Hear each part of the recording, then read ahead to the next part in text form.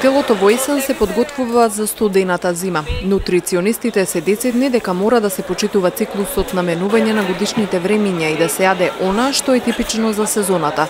На овој начин луѓето се подготвуваат за зимскиот период и го зајакнуваат своето здравје и имунитет наспроти на стингите и грипот. Денес во модерното време проблем се климатизацијата и асезоналноста на продуктите. И во нашите домови имаме пријатна температура од 20 до 22 степени и во нашите автомобили исто така. И ја губиме губиме допирот со природата.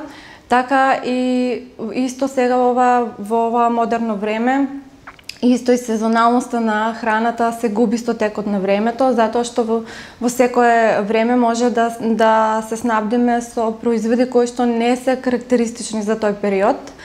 Пример, портокал во секое време, домат, краставица преку цела година. И затоа сметам дека таквата храна која што е несезонска не ни е неопходна, како што и на нашите предци не им била неопходна. Природата била дарежлива со продуктите кои во есен содржат повеќе фруктоза како основа за создавање топлина во ладното. Палетата на производи е голема така што луѓето може да прават различни комбинации од она што го дава природата, децидна Дрвошанова.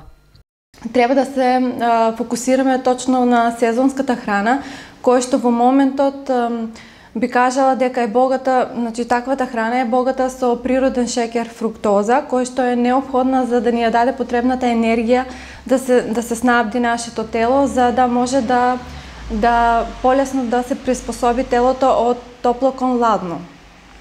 Кон таква храна треба да се обрати внимание. И ете да спомнам, значи таквата храна, односно сезонската есенска храна, за оние кои што нели ете најмладите можеби се помалку ја познаваат. Дел од нив е овошјето, например, јаболка, круша, грозје, во тој период дуња, ете кој што е многу заборавена да ја спомнам. И има уште многу други јапонски јаболки и слично.